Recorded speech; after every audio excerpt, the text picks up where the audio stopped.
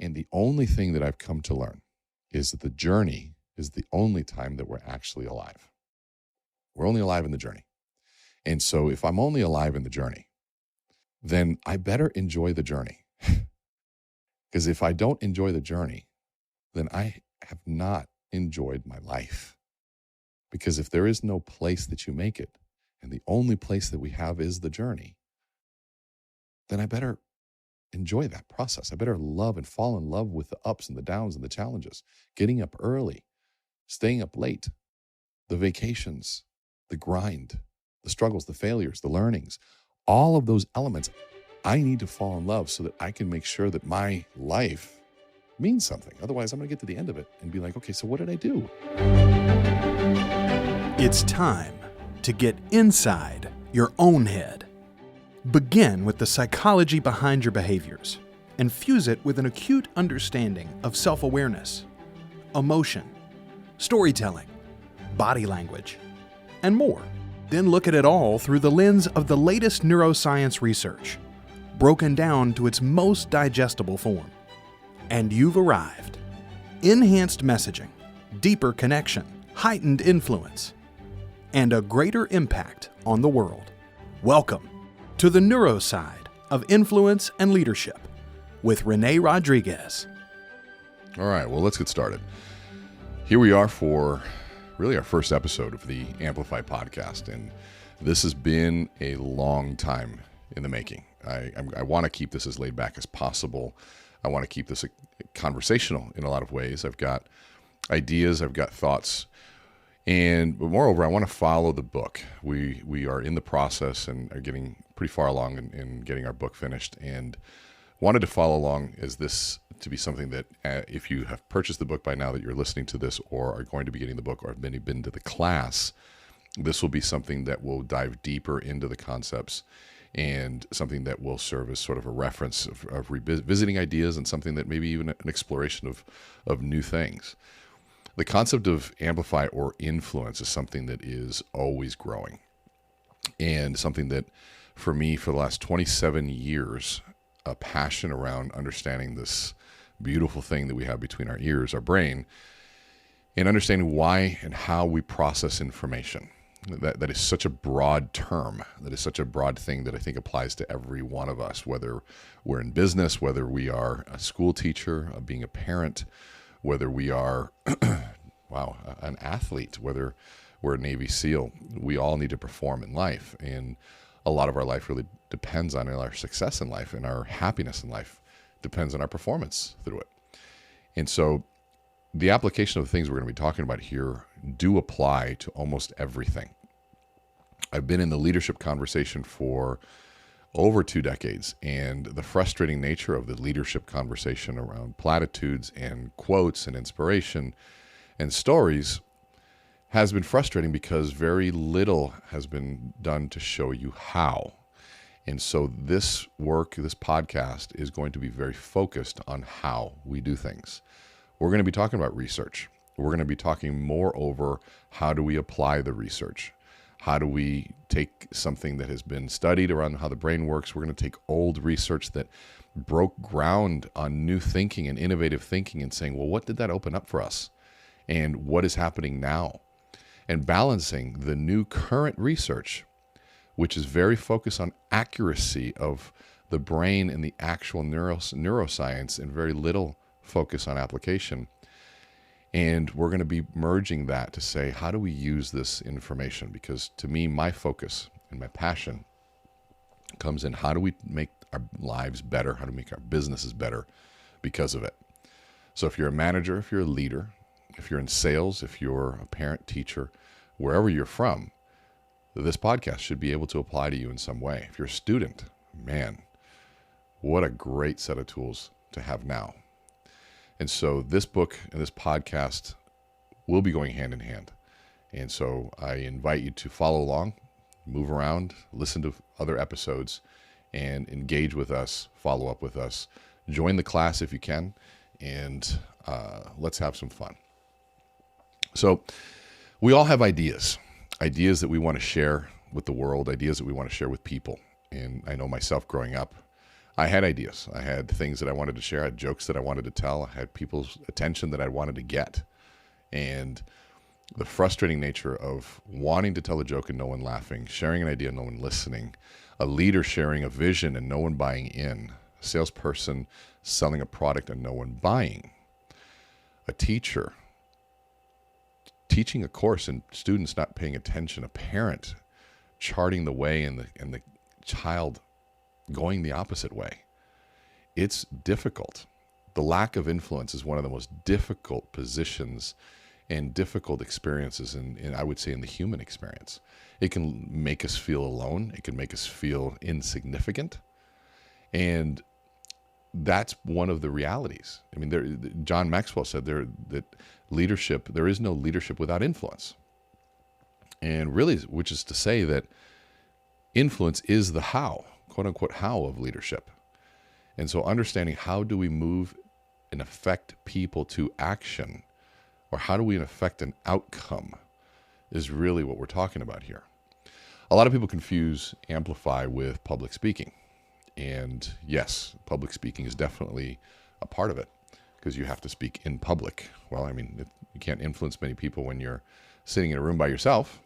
Well, nowadays with social media, we can write things and blogs and writing and things like that. But we're talking about interpersonal communication or personal influence, as well as from the front of the room. Maybe it's 1 in 5 people or 1 in front of 10. And for the rare few that maybe have hundreds of people in front of them, or maybe even thousands. But the reality is that the opportunities to influence are everywhere, absolutely everywhere. And most people miss those opportunities. Executives have the opportunity to influence most of their people in meetings. And in those meetings, if you're not in them, where else do you see them? Where else do you see an executive? Well, typically in a hallway. Well, so then we used to ask our clients, we actually do all the time, what's your hallway walk look like? Are you staring at your phone the whole time? Are you looking, concerned for your next meeting? Are you thinking about what's happening next? Or are you saying, I better hurry and not make eye contact because I don't want to get into conversation and lead someone on that I have time when I really have to get to the next one? Well, those are all messages that you're sending someone, and typically not the messages that you want to send. And what ends up inadvertently happening is that with our mouths, we say things like, my door is always open. Here at this company, we believe in people. We would give people time, but then the experience with you might be different. It might be the opposite of that. And so we're going to be exploring the incongruencies of body language and voice, and how do we, number one, build the self-awareness to start even noticing that is an issue. Noticing that maybe what I'm saying and how my body or my nonverbal communication is speaking isn't in alignment. That first step of self-awareness is key. And so you're going to hear me talk a lot about self-awareness, and I'm going to give you a warning. The scariest person in my view is the person who says, yeah, I'm very self-aware. Got that one, let's move on. Yep, I consider myself very self-aware. It's like the person that says, well, I'm the most trustworthy person you know. Similar to the one who's like, well, man, hey, you've never met somebody more supportive of women than me, or somebody who's least racist as I am. And how about this one? I'm the most humble person you've ever met. And every time I've heard that, I've said, really, the most humble? Like number one? Not number two? The most humble? And obviously I'm being facetious, but when you think about that, it's the moment that we say that we are self-aware is the moment we shut off the possibility that maybe there's something else that we're missing. And in fact, Harvard did an amazing study on one of the number one signs of the lack of intelligence, and it was certainty. The more certain we were, and the more certainty we exploited, or we showed in our lives, in our conversations, the more we showed lack of intelligence. Because in reality, the more intelligent you are, the more you realize how little you know. And the more you realize, that there are multiple views of this world, multiple views of a problem, multiple views of a situation, and there's no possible way that any one of us can see all of those views. And so when we're thinking about how do we connect and how do we see and how do we understand a problem, self-awareness is going to be one of the first things we talk about. And so when we think about that. The good news is it doesn't have to be as hard to influence people as maybe it has been. We want this book and we want this podcast and our process to help be a guide, because when we think about the opposite of having no impact, the feeling of insignificance, the opposite of that is having impact. Telling a joke, people laughing, selling a product and people buying, laying out a vision and people buying into that vision and following that vision, setting boundaries and people respecting those. All of those things now make us feel significant. And the reason we feel significant is because we are having an impact on the world around us. And so Amplify and the concept of influence now, what I'm hoping and what I hope you'll start seeing, takes on a whole new level of meaning. And it's not just around influencing behavior. It's around finding our significance in this world through how we make a mark. Now we can get into the conversation of purpose, why we exist, why am I here, what's my legacy? These are all fair conversations that we need to start having, because at some point in your life, I've been doing this 27 years. I've worked with people that are brand new into a business to people that are leaving the business. And what I've always found fascinating is the ones that started off gung-ho, ready to go, sales, sales, sales. At some point in their career, there's this tipping point where they reach what we call becoming a legacy leader. They've made the money, they've had the impact, they've got the people, their companies are succeeding, and yet they're still feeling empty. There's something missing. And they're asking themselves, what's the legacy? What am I leaving behind here? Why did I do this? Did I just do this to sell X amount of product and reach a certain EBITDA, to have a certain market share, to have a certain amount of dollars in the bank? Or what am I leaving? And legacy is not just what are you leaving your family, but what have I left in the world? What mark have I made? And what I have found is sooner we can start wrestling with that conversation and start asking ourselves that question, and the sooner we align with that, or maybe get a sort of a clear line of sight between who I am, what I do, why I do it, in terms of from a purpose perspective, and how I can sort of make that connection daily. And then I have influence on the people around me. Now all of a sudden, life takes on a very different form. And when I'm talking about impact on the world, let's get clear on that. I'm not talking about you standing on a stage of thousands of 10,000 people or having 100 million followers, 100,000 followers. Our world is comprised of those people around us. That's our reality. And our happiness and our level of significance and impact is really about how do we impact those around us. Because I know people that impact millions of people, but can't impact their children, and they're miserable. Think about that for a minute. Impacting millions, but can't impact those that are most important. And so realizing what is most significant in this is really what is most around us. And so beginning at that level, so if you're listening to this and you're new to whatever business you're at, you don't have to be at a certain level of success. And if you think that there's some place that you quote unquote make it, there isn't. Because anybody I know that has made it, and I've worked with, you name it, none of them feel like they've made it, because what they feel like, there's always a next level. There's always more learning to do. There's always the realization that they don't know anything. There's always something there that there's more. And the only thing that I've come to learn is that the journey is the only time that we're actually alive. We're only alive in the journey. And so if I'm only alive in the journey, then I better enjoy the journey. Because if I don't enjoy the journey, then I have not enjoyed my life. Because if there is no place that you make it, and the only place that we have is the journey, then I better enjoy that process. I better love and fall in love with the ups and the downs and the challenges, getting up early, staying up late, the vacations, the grind, the struggles, the failures, the learnings, all of those elements. I need to fall in love so that I can make sure that my life means something. Otherwise, I'm going to get to the end of it and be like, okay, so what did I do? And so this whole journey process, I want to challenge you through all of this, through this podcast. I want to challenge you through the book. want to challenge you through all of it. And I want you to be aware of how you feel through it. I want you to think about what questions come to mind, because that's going to be the biggest teacher. It's not going to be me. The biggest teacher is going to be your own experience, how you think about what it is we're talking about. The thoughts that come up, the challenges, the resistance points, the parts that you don't want to think about, the parts that maybe if I challenge you to go do something, go, say, hey, if you want to get into speaking, go look at Rotary Club, your local Rotary Club, and see if you can't get a gig there. Put an ad in the paper, see if you can't get 5 people to show up. And the process, and you don't do that so that you have 5 people to show up. You do that for what it causes you to create. And what that will cause you to create is a presentation. It will cause you to start questioning your content. It'll cause you to start thinking, do I have what it takes to be able to do it?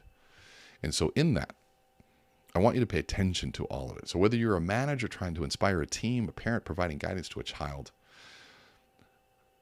a salesperson trying to close a deal, all the goal, it's all the same. We're trying to influence behavior. Leadership is about influence, but so is marketing. So is teaching, managing, parenting, being a police officer, communicating. So I want to uncover in this process the hidden drivers of that behavior that shape the decisions that we make. We're going to dive deep into the body language. Hopefully look at some mind-blowing research that's going to look at just how susceptible we are to other people's influence. That's going to be the part that's actually scariest. We're going to look at how much we really think that we're the ones that are responsible for the decisions we make. And then we start realizing that we're pretty much affected by all the things around us. And guess what? We also affect those things around us as well. It goes back and forth. So when we become aware of the process, that is when we start understanding it. But I got to tell you, at first, it's a little mind-blowing. At first, it's a little scary when we realize that a lot of the decisions we make, maybe we weren't as in control of them as we thought we were. So this whole concept of Jedi mind tricks and all that sort of stuff, there's an underlying truth to that the outside influences do happen. It's not as cinematic as you would see in a movie, but there are things when it comes to storytelling and narratives and how brain processes information that is extremely, extremely fascinating, the unconscious nature of how we make decisions. And so even though most people don't realize it, the opportunity to influence is everywhere. And simply having the awareness that that's the case and starting to pay attention to those opportunities, which we're going to show you how to start seeing those moments, it's going to propel you so much further ahead. And if you're in a competitive environment, it's going to create a competitive environment. And the ability to share and communicate your ideas more effectively is going to have an immediate impact on your life. So we want you to be able to harness this power of influence, harness the power of persuasion, harness the power of understanding what we mean by connecting to your heart. So I want to talk about that for just a minute. Connecting to your heart. I have a very clear view of what we mean by the heart.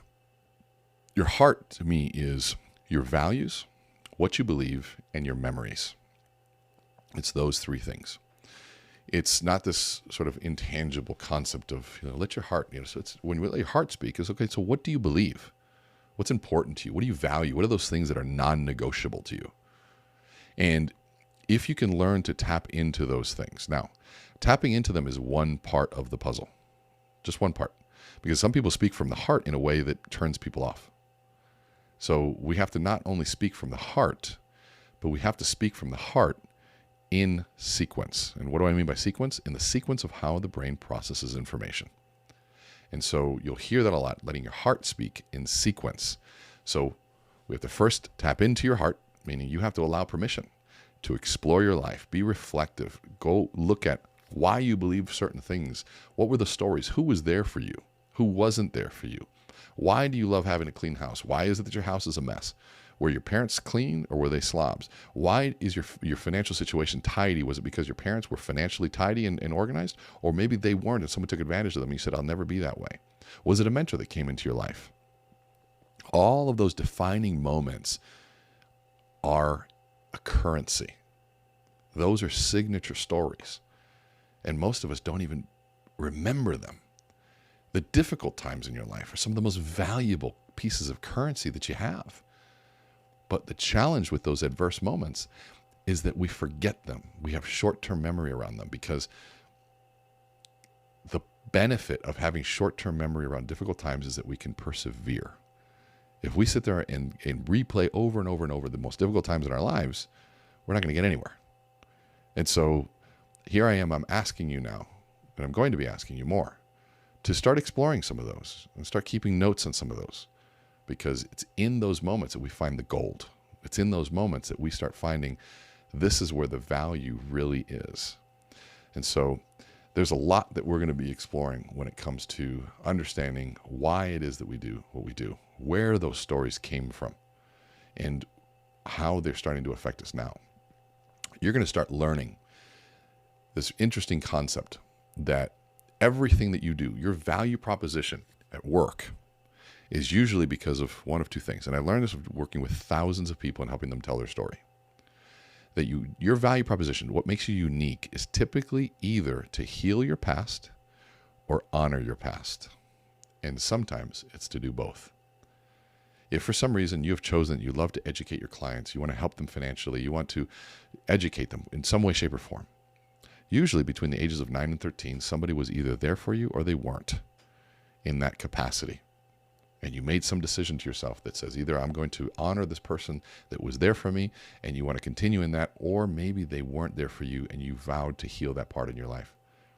And now these are all unconscious processes, but when we start making the connection between those two, that's when we start understanding who we are. And when I say who we are, how you got to where you are. And those unconscious moments, those defining moments, those influences in your own life that really started creating the nurturing parts of who you are. Because the nature is what you're born with, the talent, but the nurturing is what affected you, what things were around you. We're going to talk a lot about the ancient Greek philosopher Aristotle. He was the first person to talk about argumentative thought and persuasion. And we're going to talk about his motivational appeals or his persuasive appeals, his rhetorical triangle that he calls ethos, pathos, and logos. And we're going to talk about the forgotten two of kairos and telos. And those pieces you're going to see repeated a lot, because we're going to dive deep into how we apply those and how we dive deep into those so that we can apply them. But ethos being your character, your credibility, the essence of who you are. Pathos being, and so an example of ethos would be, taking advice on how to lose weight from somebody who's overweight. You wouldn't take advice on how to make money from somebody who is broke, because they have no ethos, they have no credibility. Or pathos is your emotional appeal. The emotional appeal is what we need to be able to connect emotionally and what drives behavior. So you can have great ethos, but if you have no pathos, we can't connect. We don't build much trust, and we have no incentive. We have no pathos and no energy to actually take an action. So a doctor tells us that we need to do something. We say, great, doc, we'll start next week.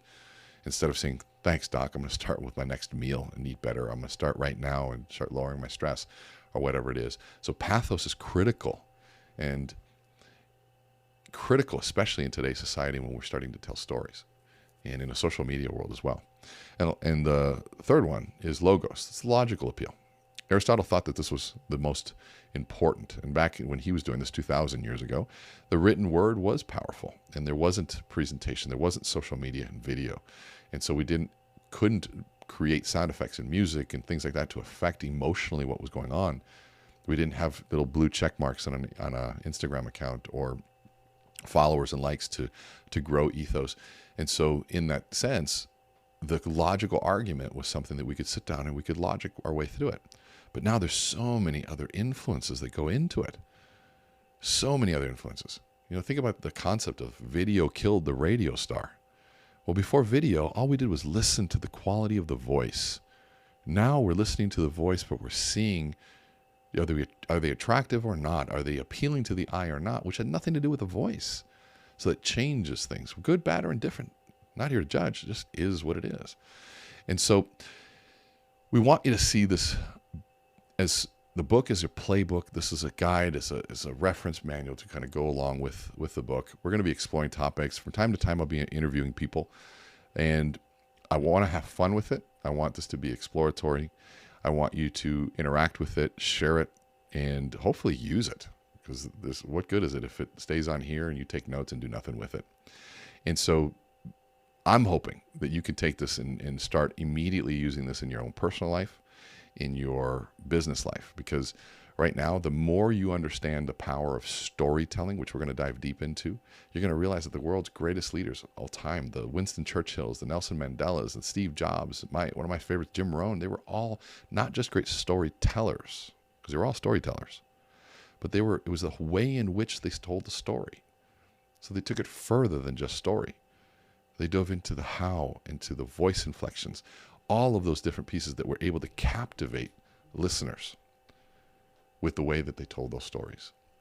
So all of those elements were there. So this one thing we have in common, our brain, we're going to be diving into it. We're going to be learning about it. We're going to be questioning it. We're going to be understanding that, how we process that information. We're going to be looking at life, work, personal, all the challenges, and interpersonal relationships, from branding, messaging, conflict resolution, selling, basically anything that involves two human beings or more, one plus more, working together that have some sort of common goal together. And so I'm looking forward to this journey together. I thank you for listening to this, and let's have some fun. Please engage, share, and we'll see you at the next episode. Thank you.